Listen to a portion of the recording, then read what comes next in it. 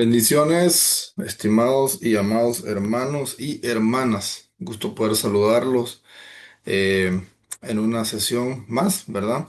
Así que vamos a iniciar eh, con la clase nuevamente, dándole seguimiento a la materia de las finanzas en la vida cristiana. Si recuerdan, por ahí nos quedamos en la página número 28.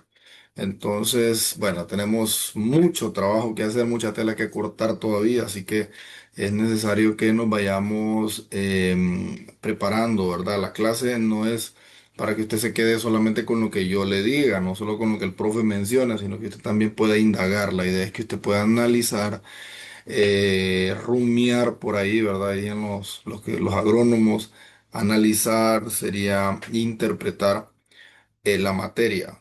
Algunas cosas de repente no estamos de acuerdo, algunas cosas sí, otras no, es posible. Entonces es importante que lo analicemos para que generemos preguntas y respuestas, ¿no? Como les mencionaba en el audio que les envié, la idea no es que yo haga un monólogo, o sea, que solo yo esté hablando, sino que ustedes también puedan tener, a base de su experiencia y de la revelación que han recibido de parte del Señor, em, también puedan ir haciendo sus comentarios, ¿cierto? Entonces, pues la idea de eso es que podamos compartir y que podamos enriquecernos todos y aprender unos de otros. Entonces, vamos a iniciar, entonces vamos a darle seguimiento. Si me permiten por aquí, voy a compartir pantalla. Página número 28. Listo. Nos quedamos por aquí.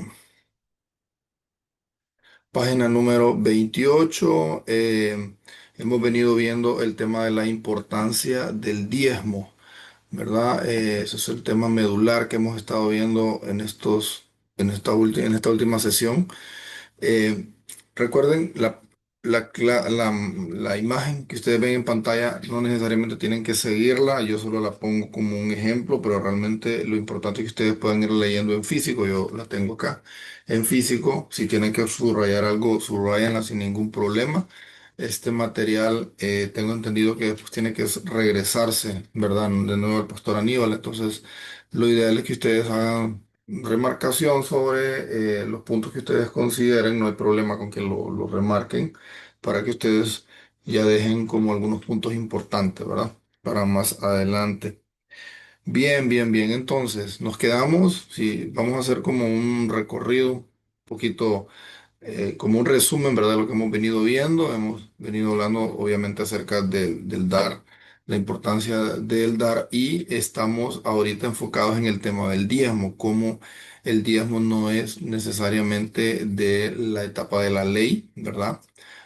Muchas personas están metidos en ese tema de que el diezmo pertenece exclusivamente a la ley mosaica, y no necesariamente así. Hemos venido viendo cómo Abraham es el primer hombre que diezma, dándole sus diezmos a Melquisedec, rey de Salem, sacerdote del Dios Altísimo, que se le aparece en el libro de Génesis, ¿verdad?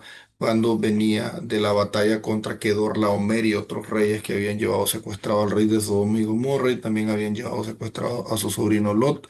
Cuando Abraham regresa de esa batalla, se encuentra con este sacerdote Melquisedec, que al final bendice a Abraham, ¿verdad? Celebran, hacen una especie de, no sé, como de liturgia o ceremonia.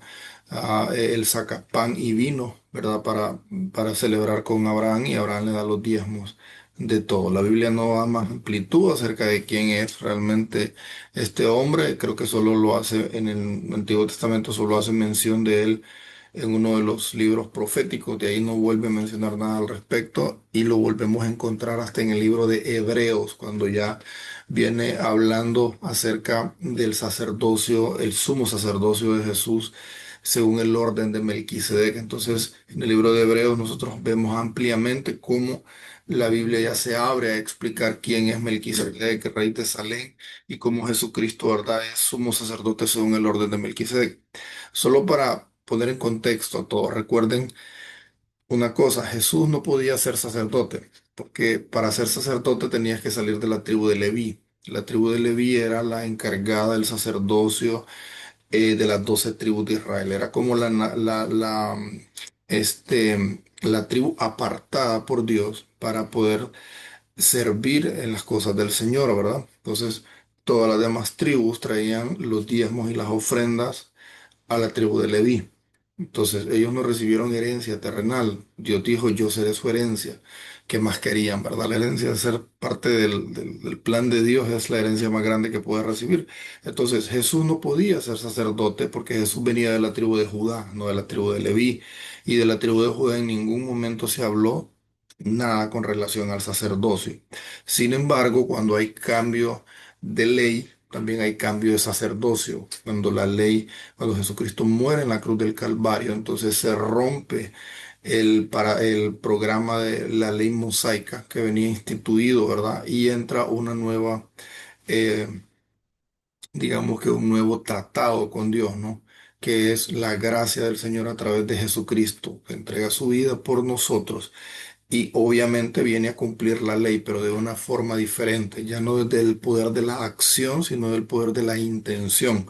Mientras en el antiguo pacto decía ojo por ojo y diente por diente, ¿verdad? Acá decía ama a tu prójimo y aquel que de repente odia a su prójimo, ¿verdad? O habla mal en contra de su prójimo es un homicida. Si antes adulterabas físicamente con una mujer o con un hombre, en el caso de las mujeres, eh, era pecado, ¿no? Obviamente, pero ahora no solamente el hecho de actuar, de hacer, ¿verdad? No solamente es la acción, sino también la intención, porque dice, aquel que la desee en su corazón ya adulteró con ella. Entonces entramos en nuevo, en una nueva ley, por decirlo así, eh, ya diferente, donde el cumplimiento del propósito del Padre ya no es a través de nuestras fuerzas ni de la liturgia de la ley mosaica. Ya no tenemos que hacer prácticas como matar palominos o hacer sacrificios con becerros, sino que la sangre de Jesucristo nos limpia de una vez y para siempre, ¿verdad? Entonces, entrando en esta nueva temporada, donde inicia la gracia del Señor hacer su trabajo a través de Jesucristo, nosotros también conocemos que a través de Jesucristo también debe rendirse el tema financiero. Por eso es la clase, las finanzas en la vida cristiana, porque la importancia que tienen las finanzas no solamente tiene que ver con la parte secular, ¿verdad? Sino que también tiene que ver con aspectos del corazón. Recuerden ustedes que hubo un hombre llamado Judas Iscariote, todos lo conocen, ¿verdad? Que traicionó al Señor y era era el tesorero, el que llevaba la plata. Sin embargo, Judas nunca cambió su corazón. Entonces hay como una correlación entre las personas que aman al dinero de una manera casi que rindiéndole pleitesía, ¿verdad? O que son personas que casi adoran al dinero. Entonces, ese tipo de personas normalmente son aquellos que tienen dificultades en dar, en diezmar, en ofrendar, en dar pactos de fe. Ellos tienen problemas con eso. De hecho, la mayoría de ellos son, cuando son cristianos, son de esas personas que tienden a criticar muchísimo el dar a la obra, porque lo caricaturizan, ¿verdad? Se burlan de aquellos que dan, dicen que estás enriqueciendo al pastor, le estás comprando un carro nuevo al pastor, o mira el pastor la casa que tiene y vos dónde estás. Entonces empiezan a caricaturizar todo el tema financiero, pero es porque es un mensaje de parte del enemigo transdiversando la palabra de Dios para que usted no aproveche la bendición de el dar. El tema es que hoy en día, hermano, aunque no hay un versículo en el Nuevo Testamento que nos diga así a detalle, ¿verdad? Que debemos diezmar. Tenemos una trayectoria divina desde hace mucho tiempo atrás, ¿verdad?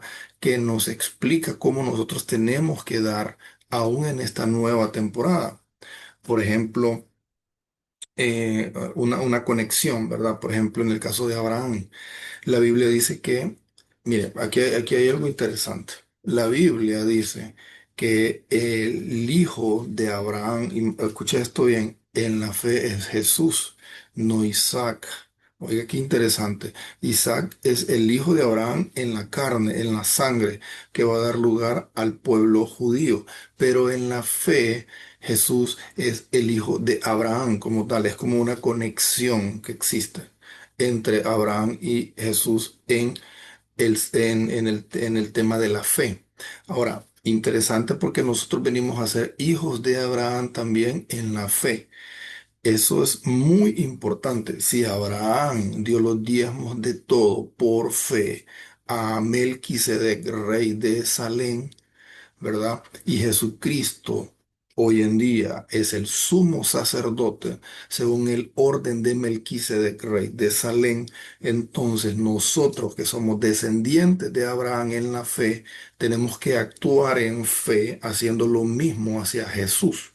Es el mismo escenario. Abraham se acerca a Melquisedec, no, en la fe, ¿verdad? Y da sus diezmos de todo. Lo mismo nosotros lo hacemos, porque nosotros somos como una proyección de Abraham, ¿verdad? Recuerden que el Antiguo Testamento es como una sombra de lo que venía más adelante. Entonces nosotros somos como una proyección de Abraham en este tiempo. Nosotros actuamos como él cada vez que vamos a diezmar o damos una siembra, una ofrenda, traemos nuestro bien económico y lo postramos delante del sumo sacerdote, que es Jesús. Ahora usted me dirá, bueno, pero Jesús no está en físico como para que me lo reciba. Claramente Jesús es Dios Todopoderoso, pero el tema aquí es la figura que nosotros hacemos, el traerlo y darlo a la persona que Dios tiene como sacerdote en la iglesia, en físico, un pastor. Obviamente, ¿verdad? Que quien lo recibe es como que lo reciba Dios mismo. Ahora bien, hay de aquí, desde el momento que usted lo trae, lo lleva y lo pone en el alfolí, lo lleva donde el hombre de Dios, el hombre destinado por Dios para recibirlo. De ahí para allá, lo que el hombre de Dios haga no es problema suyo, hermano, que es que este es un tema bien delicado. Mucha gente quiere poner, mire, mucha gente quiere poner directiva administrativa al pastor para que pueda darle seguimiento que hace con las finanzas. Ojo con lo que le voy a decir. Usted lleva los bienes y usted no tiene nada que ver con el pastor.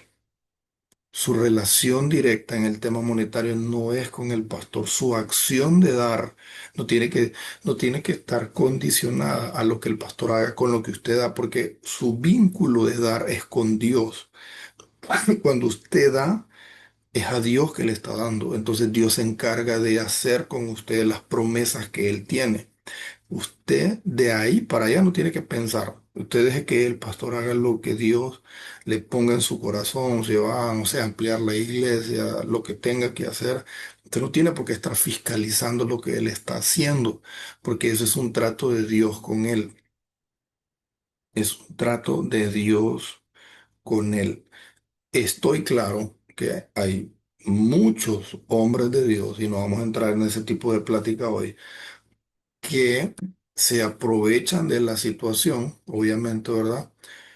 Y se enriquecen con el dinero que pues se les brinda, se les da. Ahora, yo le voy a decir algo. La gente ha transversado esto. Eh, Miren ese hombre, el carro que anda y los miembros, todos pobrecitos. Eso es muy poco probable. Y de todas las iglesias que yo conozco, la mayoría de ellas, usted puede ver que es paralelo el crecimiento, porque el hecho de que la iglesia esté dando al pastor y el pastor obtenga bendición económica, se compre su carro, se compre sus cosas, no el hecho de que él compre sus cosas es que enriquece a la iglesia, sino que eso significa que la iglesia está siendo de bendición para el sacerdote de la casa y ellos, indirectamente, como efecto rebote, crecen económicamente. Porque el tema es que desde el momento en que disponen su corazón a llevar, entonces Dios comienza a darles y ellos comienzan a crecer. Por eso usted en una iglesia donde ve que el pastor está muy bendecido económicamente, normalmente los miembros también. Eso casi siempre tiene un paralelismo. Pues hay iglesias, obviamente, también que de repente el tema económico está en proceso, ¿verdad? Los miembros todavía están en proceso de crecimiento económico y el pastor también. o de repente están en una etapa donde la iglesia viene empezando, ¿verdad? Muchas veces son iglesias pequeñas donde todavía la gente está en un proceso de conocer a Dios, de abrir su mente con el tema financiero y paulatinamente están dando, paulatinamente el pastor está creciendo también económicamente, pero cuando ustedes menos acuerdan, Dios comienza a soltar, porque el tema es que Dios suelta cuando uno va conociendo. Mi pueblo perece por falta de conocimiento, dice la Biblia. El no conocer la palabra de Dios nos hace neófitos en la bendición económica. Por eso es importante leer e instruirse con las materias para que usted pueda eh, entrar en otra etapa, hermano. Eso es el tema, entrar en otra etapa económica. La gente que ha entendido que el dar es la llave para crecer económicamente, ellos crecen. Y también el siervo de Dios que recibe esa bendición crece. ¿Qué tiene de malo que un hombre de Dios que hace bien las cosas, que se esfuerza, que dedica su vida al Señor y que producto de esa dedicación usted es bendecido por Dios, porque las oraciones de ese siervo de Dios y de esa sierva de Dios son escuchadas en el cielo y muchas cosas que pueden venir a usted para que venga la quiebra en su negocio o para que a usted le vaya mal o para que sus hijos no pasen las clases en la universidad o para que sus hijos no sean confundidos por el diablo, son evitadas por esas oraciones que esos hombres de Dios y esas mujeres de Dios están haciendo. Entonces, no cuestione lo que ellos están haciendo con el aspecto financiero, con lo que ellos reciben, pues, porque al final ellos también darán cuentas a Dios de lo que están haciendo. Y esto no lo digo con una intención, con una connotación negativa de que, un día darán cuentas y pagarán sus cuentas delante de Dios y darán justicia, porque hay gente que va con esa intención del corazón, ¿verdad? Un poco mala. No, cuando hablo es que obviamente un día tienen que dar cuentas a Dios de usted como oveja, de la palabra que le predicó a usted y de qué hicieron primero con su familia y qué hicieron también con las finanzas, porque al final nosotros somos administradores de lo que Dios nos da. Cuando cuando el Señor habla de la parábola de los talentos, ¿verdad? Refiere a estos hombres que recibieron diferentes talentos y muchos de ellos, los que recibieron más, los multiplicaron. Y el que solo recibió un talento, lo enterró, no lo multiplicó. Pero la Biblia dice que ese hombre se le quitó el talento, se le dio al otro y este fue lanzado al lago de fuego. Bueno, a las tinieblas para que fuera castigado. Pero si lo vemos desde otro ángulo, a mí me gusta verlo también desde este ángulo. El Señor va a pedir cuentas de lo que se nos dio. Entonces, administrativamente también los pastores van a dar cuentas, así como yo como padre de familia voy a dar cuenta a Dios por mi familia, por mi esposa, qué hice con mi vida, cómo administré la vida que Dios me está dando. Lo mismo ellos van a dar cuenta de cómo administraron la obra y cómo administraron los bienes que fueron recibidos por medio de la obra.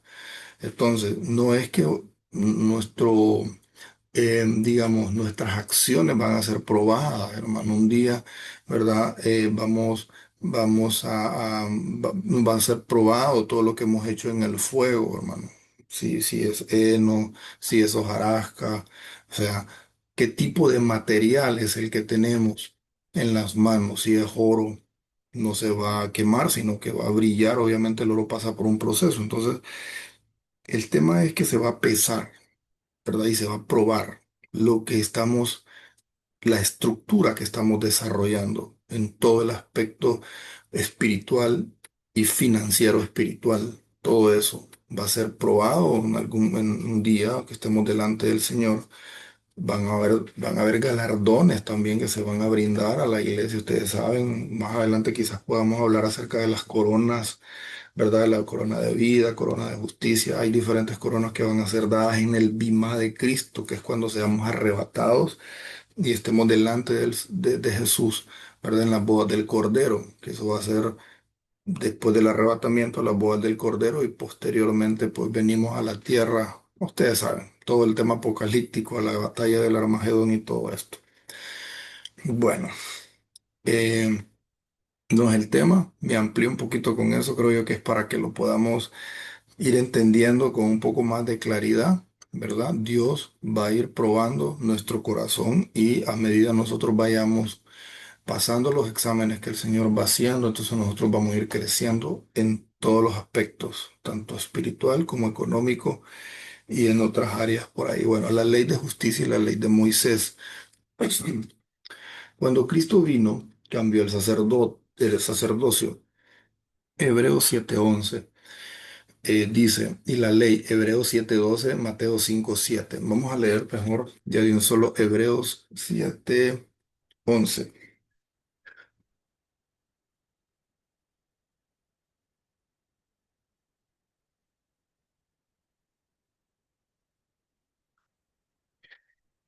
Bien, dice así, el sacerdocio de Melquisedec.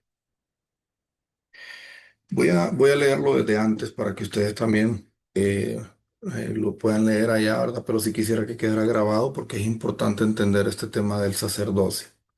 Porque este Melquisedec, rey de Salem, sacerdote del Dios Altísimo, que salió a recibir a Abraham, que volvía de las derrotas de los reyes y le bendijo, quien asimismo dio a Abraham los diezmos de todo, cuyo nombre significa primeramente rey de justicia y también rey de Salem, esto es rey de paz, sin padre, sin madre, sin genealogía, que ni tiene principio de días ni fin de vida, sino hecho semejante al Hijo de Dios, permanece sacerdote para siempre. Considerando pues cuán grande era este, a quien aún Abraham el patriarca dio diezmo del botín, ciertamente los que de entre los hijos de Leví reciben el sacerdocio tienen mandamiento de tomar del pueblo los diezmos según la ley, es decir, de sus hermanos, aunque estos también hayan salido de los lomos de Abraham.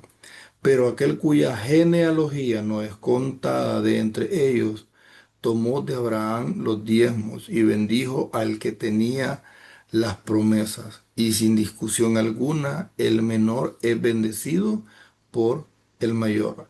Y aquí ciertamente reciben los diezmos hombres mortales, pero allí uno de quien se da testimonio de que vive, y por decirlo así, en Abraham pagó el diezmo también Leví que recibe los diezmos. Es decir, Leví no había nacido, pero Abraham al pagar los diezmos o dar los diezmos a Melquisedec, pagó los diezmos aún por Leví. Esto es interesante, hermano, porque esto es como un pacto económico que Abraham hizo para bendecir a su pueblo, específicamente a Leví, que al final iba a tener el cargo del sacerdocio. Cuando usted diezma, usted no solamente se bendice a usted ni abre solamente las puertas para usted, usted rompe maldiciones ancestrales y abre el camino para sus hijos y para sus nietos. Usted tiene que, o tenemos que entender, ¿verdad? Que mira, hermano, el plan de Dios no es que vivamos en miseria. Dios nunca ha deseado. Y quítese eso de la mente. El propósito de Dios no es que un cristiano por ser pobre no va a entrar al cielo. Eso no tiene nada que ver. Eso es antibíblico. Antibíblico. Por ejemplo, hombres de Dios como Bartimeo, perdón, este hombre, Lázaro, perdón, el mendigo, el que estaba a los pies del rico. Leví le dice que Lázaro era un justo, pero ¿por qué Lázaro vivía así en miseria? ¿Se ha preguntado usted qué pasaría con Lázaro? ¿Sería que Lázaro en su tiempo de juventud era un hombre agarrado, hermano? Es que uno puede ver a alguien que está pasando una situación difícil, pero uno no sabe qué tiene esa persona en el corazón. No estoy diciendo que sean todos los casos, me estoy explicando, o sea, solo es un caso en específico.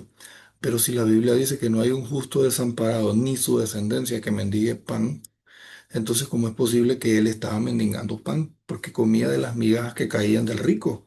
Entonces, hay como análisis que tenemos que ir haciendo, ¿verdad? Y no romantizar la pobreza, porque no es el propósito de Dios. Vuelvo y repito, en Dios no existen pobrezas, existen procesos. De repente hay etapas donde a veces pasamos por una situación económica impresionantemente difícil, pero es porque Dios nos tiene en el desierto para enseñarnos algo. Y es ahí donde tenemos que aprender para sacar buena nota y que Dios abra las puertas. Ok, porque aún estaba en los lomos de su padre cuando Melquisedec le salió al encuentro. Si pues la perfección fuera por el sacerdocio levítico, porque bajo él recibió el pueblo la ley, ¿Qué necesidad habría aún de que se levantara otro sacerdote según el orden de Melquisedec y que no fuese llamado según el orden de Aarón? Porque cambiado el sacerdocio, necesario es que haya también cambio de ley. Y aquel de quien se dice esto es de otra tribu de la cual nadie sirvió al altar, porque manifiesto es que nuestro Señor Jesucristo de la tribu de Judá, vino de la tribu de Judá, de la cual nada habló Moisés tocante al sacerdocio. Muy bien, entonces, como les comentaba, Jesús no nace de la tribu de Leví, sino de la tribu de Judá. ¿Cómo es que tiene vínculo sacerdotal? Obviamente porque él es sumo sacerdote según el orden de Melquisedec. Esa, esa delegación se le da a él. Ya no hay esa estructura en el templo, ¿verdad? Judío, donde tenemos el lugar santo, atrio, lugar santísimo, sino que eso se forma ahora dentro de nosotros, porque nosotros venimos a ser el templo del Señor. Aquí se forma el lugar santo, ¿verdad? Atrios, lugar santo, lugar santísimo. Entonces la pregunta es, sacerdotalmente, ¿en qué posición está usted? ¿Está en atrio? Recuerde que el atrio es donde entraban todos los laicos, ¿verdad? Las demás tribus y todo, atrio, podían llegar hasta ahí. Pero el lugar santo ya era parte del sacerdocio. Y después del velo, o sea, el lugar santísimo, solo el sumo sacerdote podía entrar una vez al año para presentar los pecados del pueblo, expiar los pecados con sangre. Dentro de nosotros se tiene que formar esos lugares. Pasar de un lugar de atrios, que sería un tipo de niño espiritual, a un adolescente o joven espiritual que es el lugar santo, y quizás a un padre espiritual que vendría a ser la etapa del lugar santísimo. Pero no es en el altar, porque nosotros a veces generamos controversia, ¿verdad? Y hacemos del altar como que si fuera un ídolo. Señores, el altar sí es importante, obviamente, porque el Señor desciende sobre el templo de cuatro paredes que nosotros construimos, pero el verdadero templo es usted. ¿Acaso no ha escuchado sobre y se reunieron los templos? Todos nosotros pertenecemos, somos un templo del Señor y estamos congregados en un templo físico, pero todos nosotros somos templos del Señor. Jehová está en su santo templo. Nosotros somos un templo del Señor, entonces dentro de nosotros se tienen que formar. Si usted es un hombre de Dios y dentro de usted ya está formado un lugar santísimo, o sea, ya es un padre espiritual donde usted enseña, da y todo, pero tiene el corazón como Judas, hermano, que solo piensa en el dinero. Cuando aquella mujer rompió el frasco de alabastro de perfume a Jesús, Judas dijo, qué desperdicio, se pudo haber vendido y dárselo a los pobres. Y la Biblia recalca, pero no decía esto porque le preocupaban los pobres, sino porque él robaba del dinero de la bolsa. Y a veces pasamos así. Indirectamente robamos a Dios porque en nuestro corazón todavía no estamos listos para poder dar. En la Biblia hay un versículo donde dice, no podemos amar a dos señores, o amas a las riquezas o amas a Dios, porque en el corazón del hombre y de la mujer las riquezas pueden llegar a ser tan poderosas como Dios. Nosotros decidimos a quién amamos más, o a las riquezas o a Dios. Y usted me dirá, hermano, yo no tengo riquezas y en la casa lo único que tengo es un porrón para hacer café y por ahí un poquito de azúcar que ya se me va a gastar. Tranquila vida de Sarepta, ¿verdad? Tenga fe y cuando venga el momento que llegue el profeta Elías a su casa, bendígalo, como que si usted no estuviera comiendo frijoles y arroz, sino que le esté dando gracias a Dios por la carne asada, con esa fe. Mire, profeta, no tengo mucho que darle, pero de lo que tengo le doy y lo bendice. Señor, no tengo mucho que ofrecer, porque para ti mucho en mi corazón tal vez es bastante, pero en ti no es nada, porque tú eres dueño de todo, pero de lo dado de tu mano te doy, Señor. Y usted comienza a entrar en un nivel de fe donde usted le muestra al Señor que a usted no le interesa Nada. Y usted puede tener poco o puede tener mucho. Usted sabe vivir independientemente de la situación en que viva. Si en escasez o en riqueza, usted todo lo puede en Cristo que la fortalece o que lo fortalece.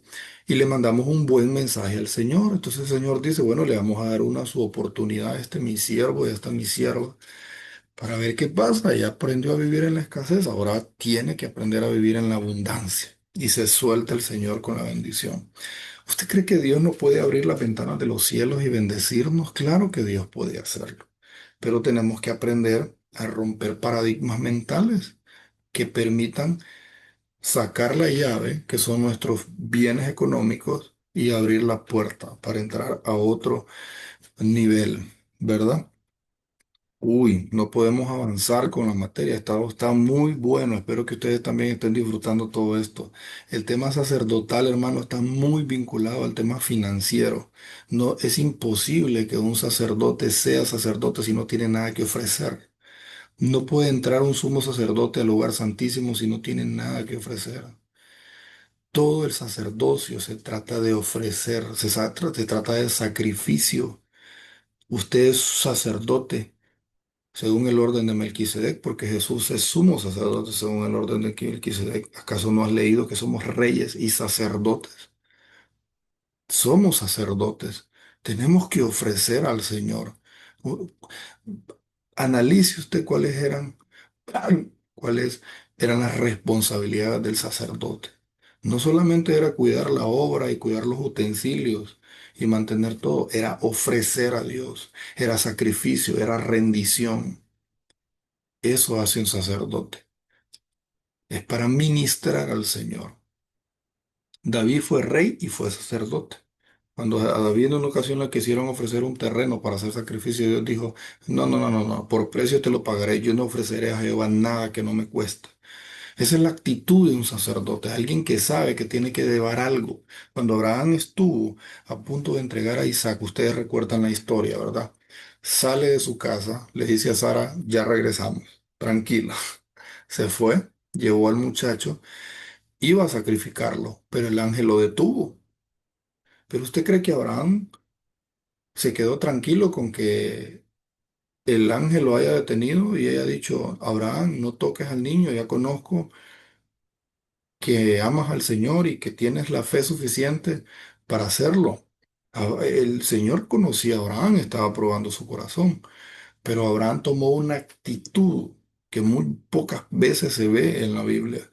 Cualquiera de nosotros pudo haberse echado a llorar. Gracias, Señor, gracias por haberme ayudado a pasar este proceso. Mi hijo aquí está, no le pasó nada. ¿Sabe que Abraham, dice la Biblia, que tenía la fe tan clara y transparente delante de Dios que él sabía que Dios podía resucitar a su hijo aún de los muertos? O sea, Abraham iba, ese tipo, ese iba alterado en la fe, ese tipo iba al altar, pero él sabía muy bien que Dios podía resucitarle al hijo, ¿sabe? Porque Dios ya le había prometido que a través de ese muchacho iba a haber una descendencia grande. Ves las estrellas del cielo, así será tu descendencia. Puedes contarla, así será tu descendencia. Ves la arena del mar, así será tu descendencia. Y le dijo, no será a través de tu criado, será a través de tu hijo legítimo, biológico, tuyo. Abraham sabía que había una promesa y sabía que si mataba al niño, Dios lo podía resucitar. Él tenía esa fe inquebrantable, tenía los pies firmes en la roca. Cuando Abraham hace esto, ¿verdad? Dios se admira de Abraham y entonces lo detiene. Pero me llama la atención algo, actitud sacerdotal, aprenda esto. Abraham se fue a la orilla y encontró, dice la Biblia, un carnero atrapado de los pies, ahí en un matorral, y lo tomó y lo llevó al altar. Y en vez de Isaac, sacrificó al carnero. ¿Y sabe qué dice la Biblia? En esos pequeños párrafos que a veces no nos detenemos a leer, por cuanto has hecho esto, dice, juro que te bendeciré. Por cuanto has hecho esto, te bendeciré. Es decir, no solamente la acción de que iba a entregar a su hijo, sino que la acción de no dejar el altar vacío. tomó el carnero y lo llevó y lo sacrificó como una como una representación sacerdotal. Señores, el altar no puede estar vacío. Usted tiene que entender que la forma para tocar el mundo financiero espiritualmente es dando. Si sos sacerdote, tenés que ofrendar, tenés que dar, tenés que soltarte. Aprenda a soltarse. Dios tiene paciencia y quiere bendecirnos. ¿Quién necesita más? ¿Usted o Dios? Él ya es rey, hermano. Independientemente de que seamos o no tacaños, Él ya es rey, Él no va a cambiar, Él es eterno. Nosotros necesitamos de Él. Ahora, en vez de tener una ley de ritos, tenemos la ley de justicia, la cual requiere de un nivel superior de santidad y de entrega que la ley de Moisés. Antes era suficiente no cometer el acto de adulterio, como le venía comentando. En esta edad Jesús dijo, yo con la mirada, eh, ok, en esta edad Jesús dijo que con la mirada es suficiente para hacerlo, o sea, con el solo hecho de desearlo, estás adulterando, ¿verdad? Así como el ejemplo anterior, el Nuevo Testamento menciona los cambios de la ley para nuestra edad, algo que puede ayudarnos a saber que corresponde a la ley de justicia es que si en el Nuevo Testamento no se especifica modificación alguna de la ley de Moisés, significa que todavía permanece en vigencia. Esa es una de las razones por las que el Antiguo Testamento ocupa las tres cuartas partes de la Biblia, mientras que el Nuevo Testamento solo una cuarta parte. Básicamente el Nuevo Testamento trata de la vida de Cristo y de la iglesia primitiva, para que sepamos lo que el Señor nos ofrece y los cambios de la ley que se han hecho.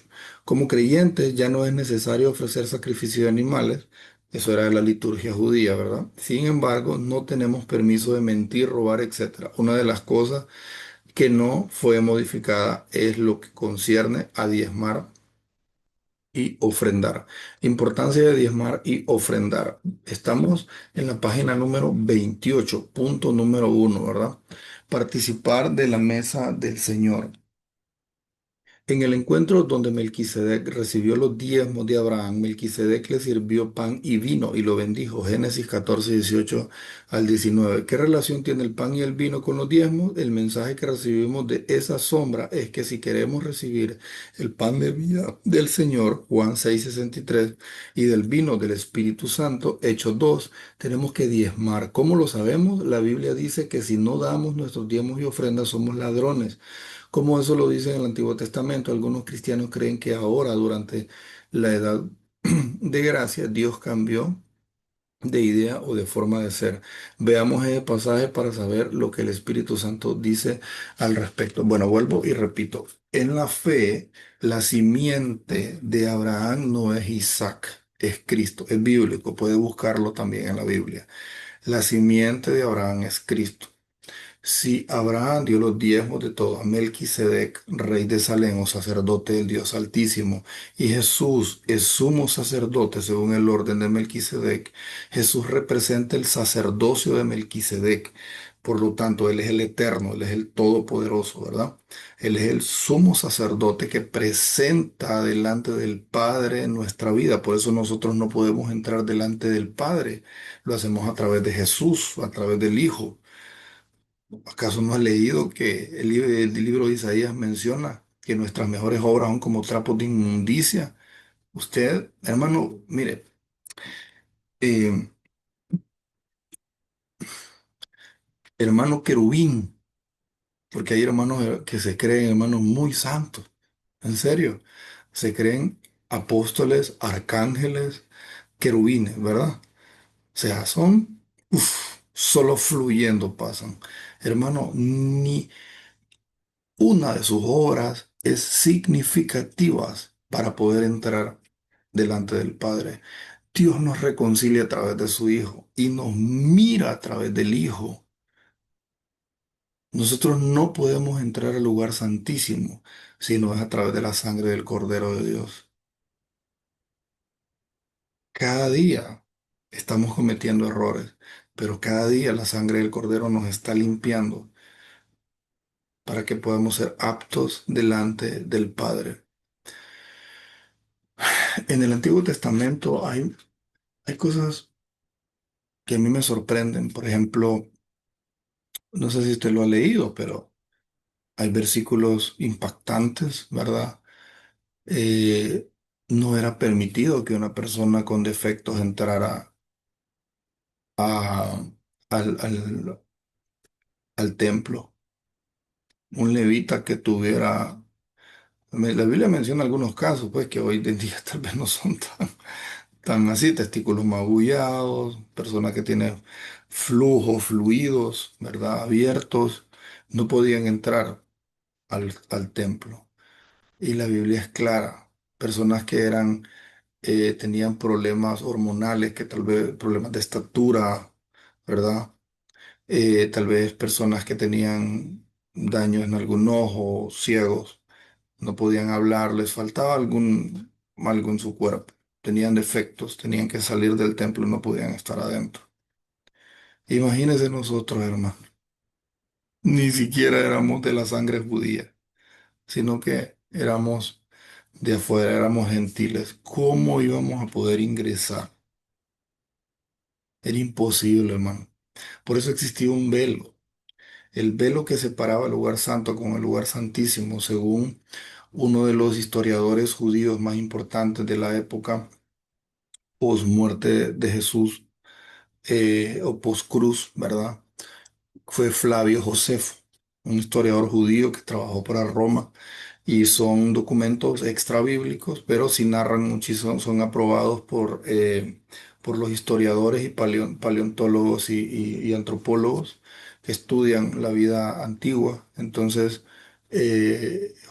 Flavio Josefo menciona un tal Jesús que hacía milagros. O sea, se habla de Jesús para aquellos que dudan si realmente fuera de la Biblia hay textos que mencionan que Jesucristo existió. Claro que sí, hay veras. De hecho, Jesús existió.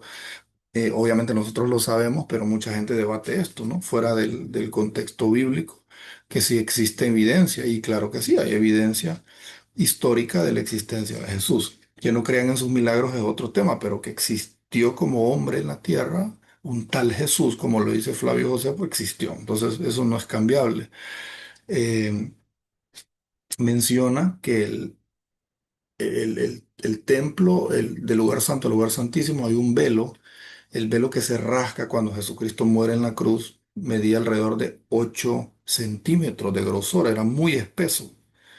Y sabe, ese velo hacía una separación entre Dios y los hombres. Ese velo era como, tú no puedes entrar aquí, porque si entras te mato, te morís inmediatamente. Pero cuando Jesucristo muere en la cruz del Calvario y su carne se rasga, dice la Biblia que su carne es el velo. Entonces se rompe de arriba hacia abajo para abrirse y dar paso, entrada libre al lugar santísimo. Pues nosotros podemos entrar ahora libremente al trono de la gracia.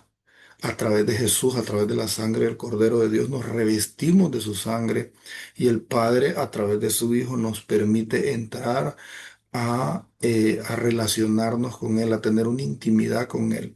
Antes, en el Antiguo Testamento, solo podían vivir o relacionarse con Dios el sumo sacerdote, que venía del linaje de Aarón, directamente de la línea genética de Aarón, y pues por ahí algunos profetas cuando el Espíritu Santo venía sobre ellos, y uno que otro hombre como el rey David, muy pocos, ¿verdad?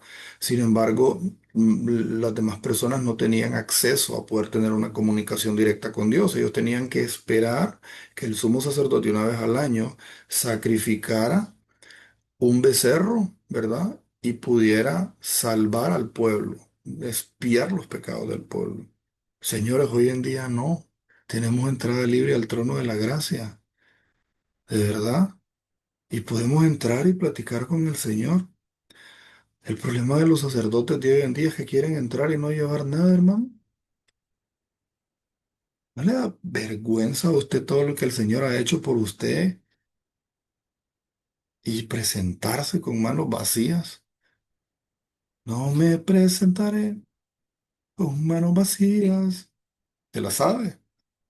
Bueno, cántela, pero vivámosla también. Entremos al trono de la gracia. Hermano, no es el monto, no es el monto. Acuérdese de la mujer que dio dos blancas, no tenía más, pero dijo Jesús, está Dios más que todos ustedes. Habían ricos que dieron un montón de plata. Es la intención del corazón. Eso es lo que Jesús está midiendo. Eso es lo que el Señor está midiendo. Ok, porque yo Jehová no cambio. Por esto, hijos de Jacob, no habéis sido consumidos. ¿Robará el hombre a Dios? Pues vosotros me habéis robado. Y dijiste, ¿en qué te hemos robado? En vuestros diezmos y ofrendas. Malditos sois con maldición, porque vosotros la nación toda me habéis robado, dice el Señor. Estaba enojado el Señor ese día. Ok, los ladrones abandonarán la mesa del Señor. Voy a leer un poco rápido esta parte. Dice, el Señor no ha cambiado entre el Antiguo y el Nuevo Testamento. Él es el mismo. Si retenemos los diezmos y las ofrendas, le estamos robando a Dios. ¿Qué ocurrirá con los ladrones? Lo mismo que sucedió con el discípulo ladrón cuando el Señor Jesús repartió el pan y el vino en la última cena. Al final de sus días, Judas abandonó la mesa del Señor para traicionarlo. Él no recibió la gracia para ser cambiado como el resto de los discípulos porque amó las cosas de este mundo más que al Señor. El mensaje es claro. En el fin de los días, todos los ladrones abandonarán la mesa de Melquisedec si no cambian de su proceder. Hay una maldición sobre tal clase de persona. Malaquías 3:8. Cualquiera que no diezme ni ofrende en estos últimos días terminará perdido en el lago de fuego. Miren, no quiero que se malinterprete esto. No es que porque usted no diezme ni ofrende, usted va a terminar en el infierno. O sea, por favor, entendamos que es básicamente una degradación espiritual que una persona va teniendo producto de la dureza de su corazón, porque no puedes amar a dos señores. Si usted no da, simplemente porque ama demasiado lo que tiene, y eso es un Dios que se llama Mamón. Las riquezas son consideradas como la principal perdición, no en sí la riqueza, sino el amor a esa riqueza. Me estoy explicando. Entonces, cuando usted deposita su confianza en ellas y no da, simplemente su corazón se va degradando y termina después en los brazos de Mamón, ¿verdad? Traicionarlo, él no recibió la gracia para ser cambiado como el resto de los discípulos porque amó las cosas de este mundo más que al Señor. El mensaje es claro. En el fin de todo, los ladrones abandonarán la mesa de Melquisedec si no cambian su proceder.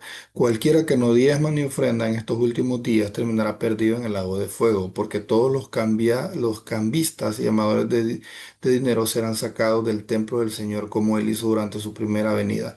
Un hombre tenía un negocio cuyas utilidades anuales eran alrededor de $1.000.000. Sin embargo, en vez de diezmar $100.000, únicamente diezmaba $1.200 al año porque él decía que se había asignado un sueldo anual de $12.000.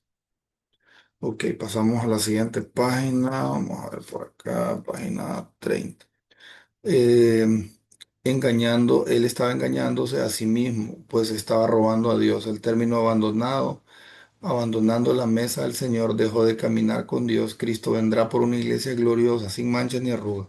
Si no estamos dispuestos a alinearnos con Él, corremos el gran riesgo de ser descalificados para entrar en su reino y peor que eso, el perder la vida eterna. Ok, voy a cerrar acá. Los ladrones no reciben gracia del Señor. Los ladrones abandonarán por sí mismos la mesa del Señor porque no recibirán la gracia suficiente para andar por el camino de Dios. Voy a saltarme porque al final pues ustedes pueden leerlo también por ahí. Los ladrones no aprecian lo eterno. Cuando el Señor estableció los diezmos y las ofrendas, sabían que Él estaba poniendo el dedo en la llaga de los corazones humanos. El cristiano que no diezma no aprecia la vida eterna. Es un amador del dinero que no puede desprenderse de los preciosos y codiciables billetes que lleva en su billetera para dárselo a su Dios. Él no cree que debe diezmar ni ofrendar. Para él la verdad no es tan preciosa ni tan valiosa como pagar tanto dinero. Nos vamos a quedar aquí.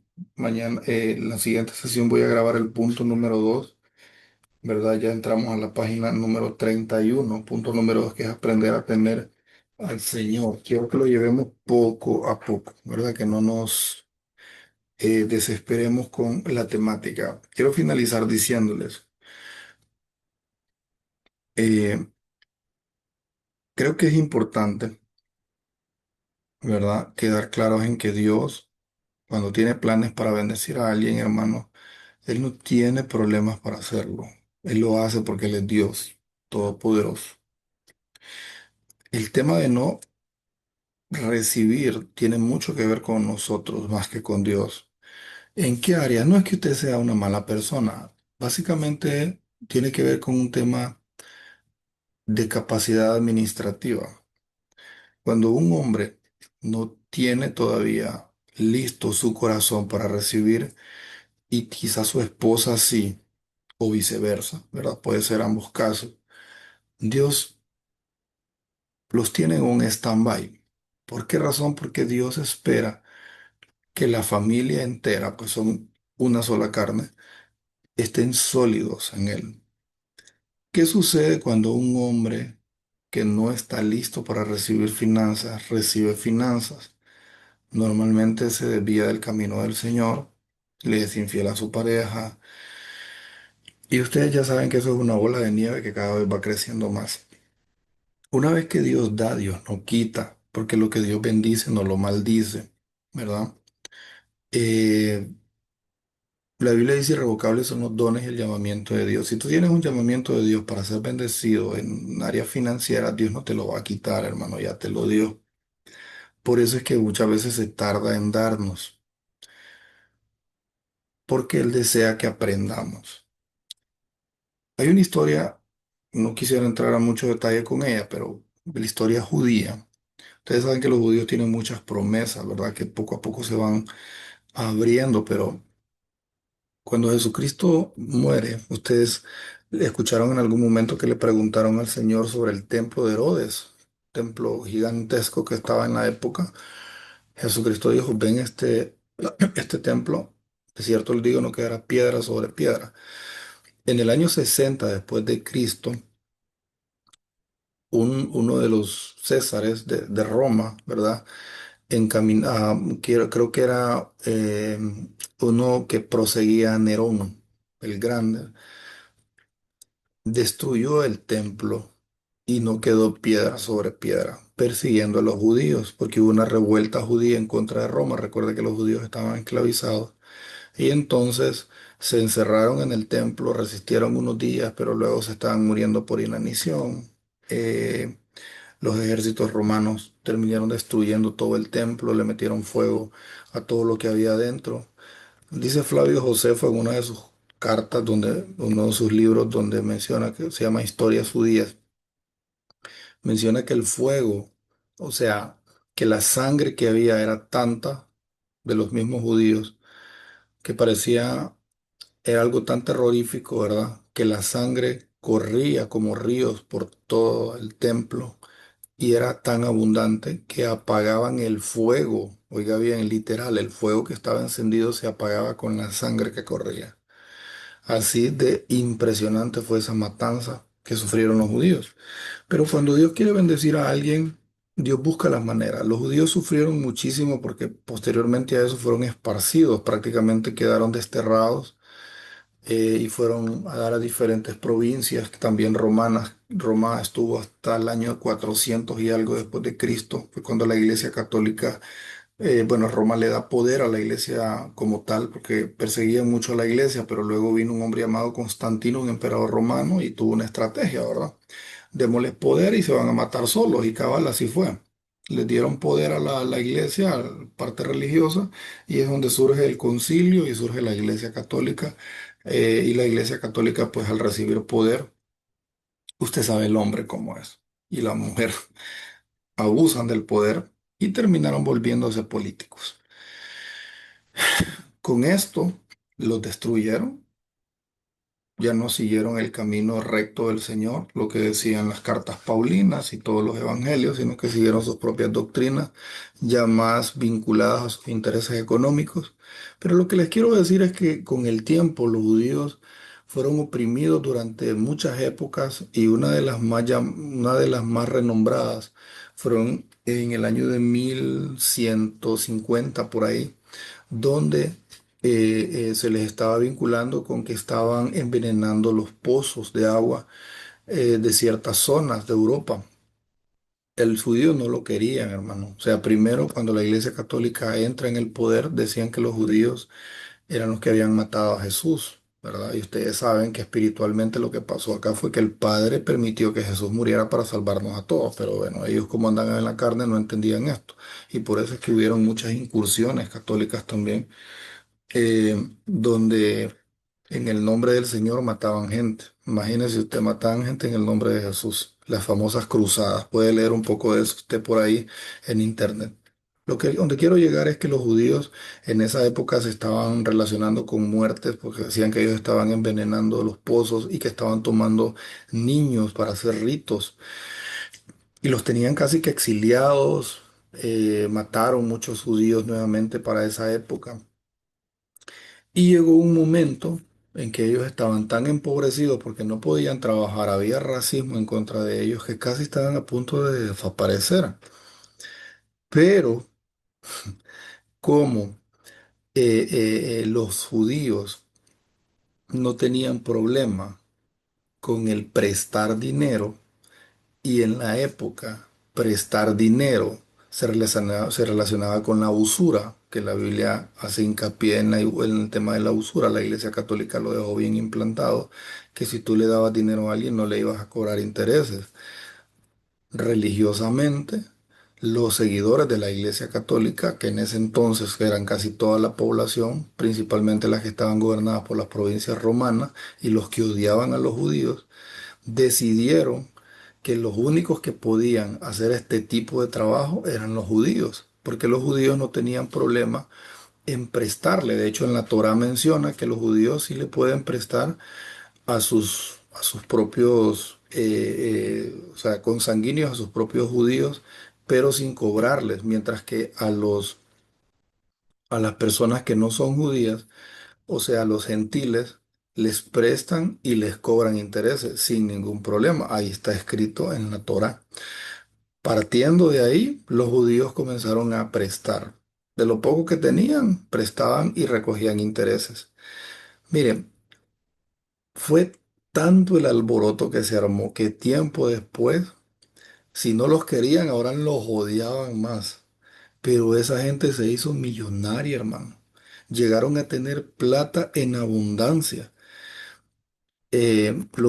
Decían que eran odiosos, le hacían estatuas de cerdos, haciendo una figura, decían, así son los judíos, como cerdos, que no sé qué. Los odiaban. Si usted lee un poco sobre la Segunda Guerra Mundial, donde Adolfo Hitler mata a los judíos, uno de los argumentos que tenía Hitler también era que ellos pervertían la economía porque solo perseguían la riqueza. Y ciertamente esa gente fue muy bendecida. Económicamente los judíos hoy en día son una de las naciones más ricas que existen, ¿verdad? Tienen un ingreso per cápita bastante envidiable en relación a los demás países. ¿A dónde quiero llegar yo con esto? No importa en la situación económica que usted esté. Si Dios tiene pactos con usted, Dios los va a cumplir. Y el pacto más grande que tenemos es la sangre del Cordero de Dios. Jesucristo se hizo pobre para que nosotros pudiéramos ser ricos. Dios busca cualquier mecanismo, así como los judíos no podían ya ni trabajar, estaban exiliados, la gente los miraba mal, había racismo en contra de ellos.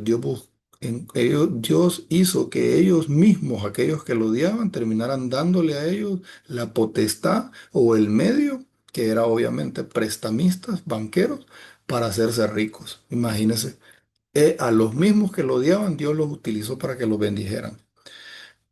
Usted no tenga miedo, mire, si de repente Dios usa un cuervo para llevarle carne, eso es como que un enemigo le va a dar una provisión. Dios así trabaja, hermano. Dios no tiene problemas en bendecirnos. Lo que tenemos que entender es cómo Dios trabaja, cuál es el mecanismo. Abramos nuestro corazón y permitamos que Dios obre para que pueda bendecirnos. Espero que les haya gustado toda esta reflexión. De hecho, leímos poco hoy de la materia, nos fuimos más en reflexión, pero creo que es importante que vayamos rompiendo paradigmas, que vayamos abriendo nuestra mente.